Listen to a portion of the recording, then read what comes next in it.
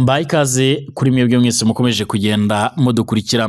Ni inkuru zatangiye kugenda zivugwa cyane cyane ku munsi w'ejo, ariko benshi bakomeza kuzishidikanya kubera yuko atari ibintu biyumvishaga, ariko kugeza amagingo aya ngaya ibikomeje kugaragara ndetse n'ibikomeje kugenda bishimangirwa nuko ibitero biremereye cyane by'ingabo za leta ya Kongo by'umwihariko aho bakomeje gufatanya n'abacanshuro ndetse n'abandi basirikare bagiye batandukanye baturutse mu Burundi ndetse no mu bindi byiciro bigiye bitandukanye, bakomeje kugira uruhare rukomeye cyane muri iyi ntambara.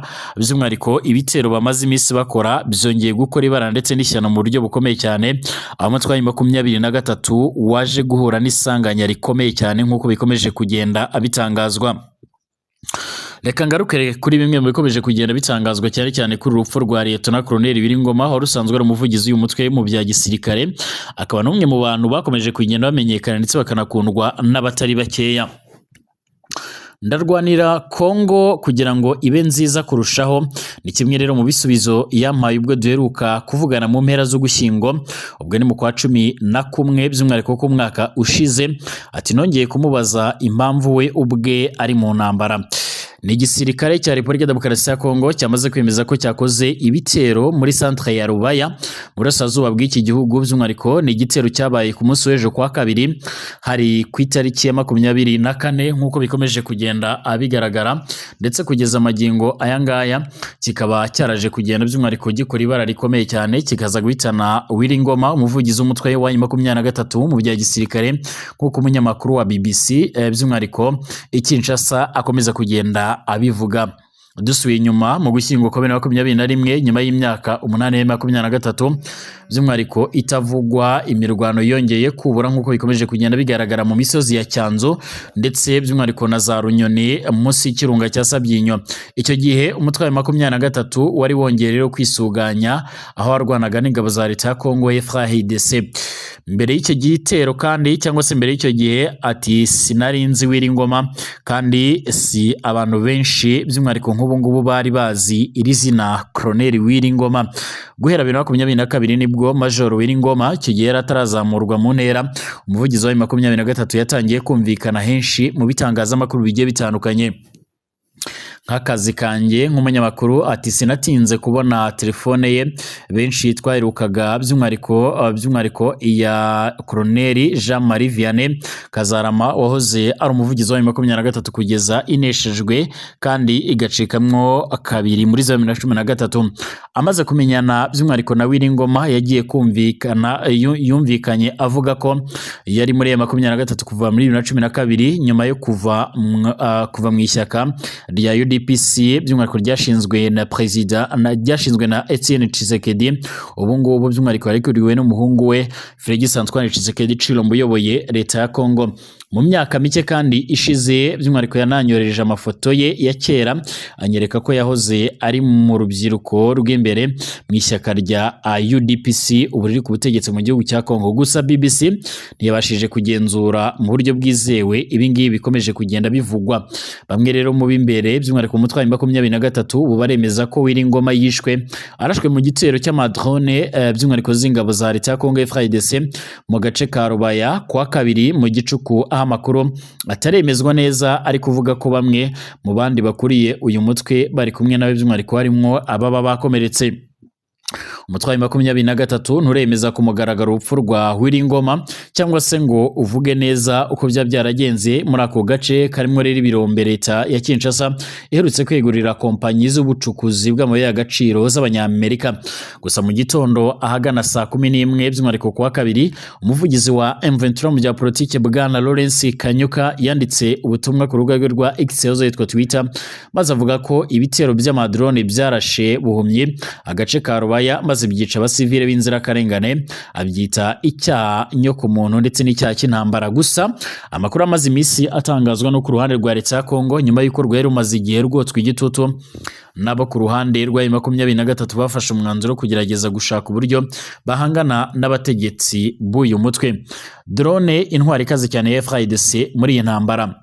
Guhera muri 2023 leta ya Kongo yashoye akavagari k'amafaranga by'umwihariko mu kugura intwaro zigiye zitandukanye, haba Istanbul muri Turkiya, haba mu gihugu cy'Uburusiya, ndetse twongeraho igihugu cy'Ubushinwa kiri mu bihugu byagurishije Kongo drone zo mu bwoko bwa Sashimanazi4, zimwe mu zikomeje kugenda zigaragara ku mirongo y'imbere ku rugamba, ndetse zimwe mu zikomeje kuba nimero ya mbere mu kwifashishwa muri iyi ntambara nk'uko bigaragara.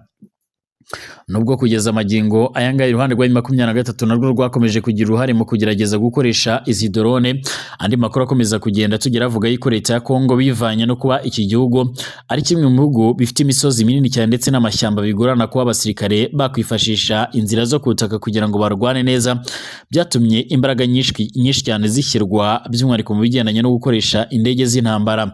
Kugeza ubu leta ya Kongo ikoresha by'umwihariko drone zo mu bwoko bwa Anka baguze Istanbul mu gihugu cya Turkiya, hakiyongeraho Sashimanazi4 nyinshi cyane baguze mu gihugu cy'Uburusiya, Plito mu gihugu cy'Ubushinwa, hakiyongeraho kandi indege z'intambara zo mu bwoko bwa Sukhoi 25 baguze mu gihugu cy'Uburusiya. Kugeza ubu nta kirahamya neza ko ibitero Kanyuka yavuze ko byabaye mu masaha ya 8:43 z'igicuku i Rubaya, hari mu rukera rwo kuwa kabiri. Urebye yabivuze nyuma y'amasaha arengaho abiri bibaye, ari nabyo bitero byahitanye Wiringoma wari ugeze by'umwihariko ku ipeti rya Liyetona Koloneli muri uyu mutwe w'inyeshyamba za M23. Gusa niba ari muri ibyo bitero yaguyemo rero, ibyo byerekana ko cyaba ari igitero cyakoranywe ubushishozi ndetse by'umwihariko n'ubwitonzi mu buryo budasanzwe. Hari amakuru yemezwa ko abacanshuro ari bamwe mu bantu nimero ya mbere babarazanywe, biganjemo abaturutse muri Amerika y'Amajyepfo bayiwe na bwana Eric Prince wabaye mu ngabo za Leta Zunze Ubumwe za Amerika, uri mu bantu bakomeje kugira uruhare rukomeye cyane muri iyi ntambara, ndetse binemezwa ko aba bacanshuro bo bakomeje gukoresha izi drone. Drone z'intambara zikoresha kamera yerekana by'umwihariko abazikoresha by'umwihariko bari muri kilometero zishobora ndetse no kuba amagana aho zigeze mbere yo kurasa, aho rero by'umwihariko bashaka ko zirasa. Muri make ni drone zifite amakamera menshi cyane ku buryo umuntu ubuzitwaye cyangwa se ubuziyoboye by'umwihariko ashaka kuzitegeka aho zirasa mu gihe ziri kumwereka aho zigeze, akabona yuko icyo ashaka ko zirasa by'umwihariko ari kukireba neza. Mu ntangiriro z'uku kwezi bwana Lawrence Kanyuka yavuze ko M23 yashwanyaguje ikigo cyo ku kibuga cy'indege cya Kisangani cyateguraga indege z'amadrone zarasaga mu bice bigenzurwa na M23. Bwana Colonel Nanga ukuriye M23 kuri icyo gitero M23 yigambye, we yongeyeho ko kandi ubudahangarwa bw'icyo kibuga bwarangiye kandi ko izo drone ubu ngubu zizajya zirasirwa aho zituruka. Ariko ibitero bya drone za FARDC ntabwo byigeze bihagarara nyuma yaho ibindi bikomeye cyane byakomeje kuvugwa mu duce twa Minembwe ndetse n'inkengero zaho muri Kivu y'Amajyepfo ndetse no mu bice bimwe na bimwe by'Iwarikare, Masisi, Rucuro ndetse no muri Kivu y'Amajyaruguru. Kubasha kumenya neza aho umuvugizi w'uyu mutwe wa gisirikare aherereye birashoboka ko by'umwihariko atari wenyine, ndetse by'umwihariko no kuharashisha drone by'umwihariko ntuhushe bisaba amakuru ahagije ndetse n'ubuhanga mu gukoresha izi ndege nto cyane zikorerwa ahanini cyane mu gihugu cy'Ubushinwa ndetse na Turkiya, zikoreshwa cyane cyane mu ntambara zo mu bihugu bigiye bitandukanye, dore ko izi drone ari na zimwe mu zifashishwa n'ibindi bihugu bikomeye cyane kuba intambara ikomeje guhuza Uburusiya ndetse na Ukraine. Gusa nanone kugeza amagingo aya ngaya biragoye kwemeza neza aho uyu mugabo yaba yaraguye mu buryo bwa nyabyo, nimba ari nabyo 100% cyane ko uyu mutwe utari wabihamya neza. Mu gihe inkuru y'urupfu rwe kandi irimo kuvugwa hose kuko by'umwihariko ari we uzwi cyane, birashoboka ko benshi badafite amazina azwi barimo by'umwihariko guhitanwa n'izi ndege, baba abasivile cyangwa se abasirikare. Ibitero by'izi ndege kandi bimaze ukwezi gushize by'umwihariko bivugwa cyane cyane binagaragaza imbaraga igisirikare cya FARDC cyashyize mu ntambara yo muri aka karere. Ibitero by'indege kandi z'amadrone birimo kuvugwa mu gihe FARDC nayo mu mpera z'icyumweru gishize yashinje umutwe wa 23 ivuga ko ufashwa n'ingabo z'u Rwanda kuba ari wo rero utera ibirindiro bya FARDC. Gusa uruhande rwa leta ya Kongo rumaze igihe kinini cyane rwumvikana rufatanyije n'u Burundi, aho bakunze kwibasira u Rwanda bakifuza yuko u Rwanda barufatira ibihano, bavuga yuko u Rwanda rukomeje kugira uruhare muri iyi ntambara. ni ingingo ariko kandi u Rwanda rwagiye rwamaganira kure, ndetse uyu mutwe wa 23 inshuro nyinshi wavuze yuko nta bufasha na butoya uhabwa n'u Rwanda, ndetse unavuga yuko nta n'ubufasha ukeneye. U Rwanda ruvuga yuko rwashyizeho ingamba z'ubwirinzi mu rwego rwo kwirinda yuko bimwe mu bintu bidasanzwe byagiye bibangamira umutekano binaturutse ku butaka bwa Kongo byakomeza kugenda byibasira u Rwanda. U Rwanda ruvuga ko rwashyizeho ingamba z'ubwirinzi ku mipaka, ndetse u Rwanda by'umwihariko mu masezerano rwagiranye na Repubulika Demokarasi ya Kongo by'umwihariko yabereye i Washington DC muri Leta Zunze za Amerika, bemeranyije yuko FDL nimara gusenywa u Rwanda ruzakuraho ingamba z'ubwirinzi. Mu gihe impande zombi kandi zikomeza no gushinzanya gutangiza ndetse no gutangira ibitero ndetse no kurenga ku gahenge bumvikanyeho inshuro zirenze imwe mu myaka 2 ishize, urupfu rwa Wiringoma rurongera by'umwihariko gutuma ihurizo ry'amaherezo y'iyi ntambara by'umwihariko rirushaho gukomera ndetse no kwibazwaho n'abatari bakeya. Abantu benshi bamumenye mu ijambo by'umwihariko yaje kugenda avuga. Murabyibuka neza ubwo mu mutwe wa 23 wazaga gufata umujyi wa Goma ni mu kwezi kwa mbere mu mpera zako ku mwaka washize mu 2025. Iki gice cya Goma by'umwihariko cyabarizwagamo abasikire bagiye batandukanye, ariko by'umwihariko harimo n'abacanshuro. Abacanshuro ni bamwe mu bantu bakomeje kugenda bavugisha batari bakeya cyane yuko bananyujijwe ku butaka bw'u Rwanda. Muri uku gufata aba bacanshuro by'umwihariko hari ijambo benshi bibukira neza kuri Wiringoma ku buryo byatumye banamutazira aka kazina cyangwa se iri jambo yakoresheje. Yagize ati kwikiri, abantu benshi byatumye bongera kwibaza bati uyu mugabo ninde, ni muntu ki? Yarazwi nk'umuntu unenga cyane politiki ya Perezida Félix Tshisekedi Tshilombo, yakunze no kumvikanisha ko yarazi uko yabaye muri UDPS. Oni yafatiye Wiringoma ibihano muri 2023 ivuga ko akomeje kugira uruhare mu byaha by'ubugome bikorwa n'umutwe wa 23 birimo ubwicanyi, gushimuta abantu, gusahura, kwinjiza abana mu gisirikare, ubucuruzi butemewe bw'amabuye y'agaciro ndetse n'ibindi. Gusa hari n'abandi bagiye batandukanye baba abo mu ngabo za Kongo na muri uyu mutwe wa 23 by'umwihariko bagiye bafatirwa ibihano n'uyu muryango w'abibumbye ushinzwe ubarizwa mu kanama k'umutekano mu isi. Oni kandi yamushinjaga kandi gw'inshingano ndetse no gutangaza ibijyanye n'ibitero bya 23 ikora muri burasirazuba bwa Kongo. Mu gusubiza ku bihano ndetse imirego bya Oni, Wiringoma yigeze kubwira BBC ati ibyo ntacyo biturebaho, turi igisirikare cya rubanda turwanira akorera abanyekongo babaho neza ndetse bakagira ubuzima bwiza.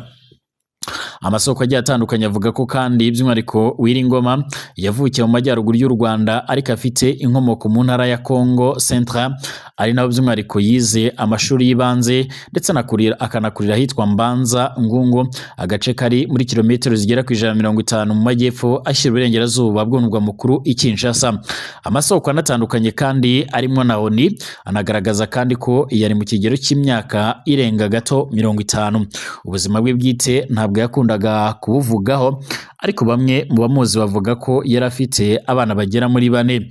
Nyuma y'ifatwa ry'umujyi wa Goma kandi mu mpera za Mutarama nk'uko bigaragara mu mwaka ushize, nk'uko bigaragara Ngoma yabonetse mu mashusho y'abacanshuro b'abazungu bafashwe na 23 arimo by'umwihariko kubamenyesha ko badakwiriye kuza mu bibazo bya Repubulika Demokarasi ya Kongo. Ubundi yagaragaye banamuca imbere ku mirongo bihuta ababwira ngo kwikiri cyangwa se vuba cyangwa se abasaba yuko bakwiriye kwihuta mbere yuko aba bacanshuro basubira by'umwihariko mu gihugu cyabo banyujijwe ku butaka bw'u Rwanda.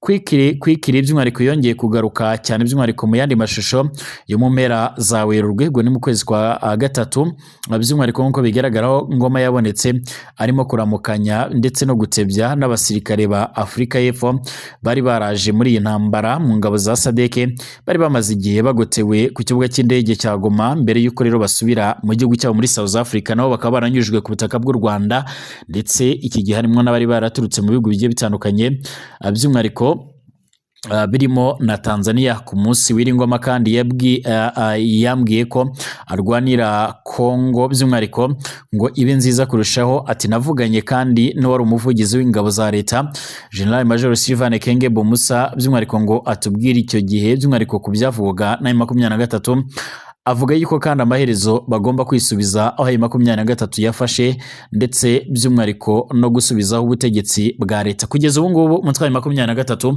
uragenzura ibice bigiye bitandukanye birimo intara za Kivu y'Amajyepfo ndetse n'iy'Amajyaruguru ndetse n'ibindi bice bigiye bitandukanye. Uyu mutwe ukomeje kwemeza ko uzakomeza kurwanirira abaturage byiganjemo abanyamurenge n'abandi bakomeje kubangamirwa n'ubutegetsi bw'Kinshasa, mu gihe leta ya Kongo nayo ikomeje gushimangira ko ishaka kwisubiza ibice byose yambuwe n'uyu mutwe wa 23. Nubwo habayeho amasezerano ndetse n'ubuhuza bugiye butandukanye, birasa naho nta kintu na kimwe byigeze bigeraho kuko impande zombi zikomeje guhangana. Nuko nanzuye ariko kandi sinabura no kubabwira yuko muri aya makuru agendanye n'ibi bitero hakomeje kugenda havugwamo n'abandi bategetsi ba 23 barimo nk'umugaba mukuru w'igisirikare by'umwihariko General Sultan Emmanuel Makenga n'abandi basirikare bakomeye cyane bivuga ko baba barakomeretse.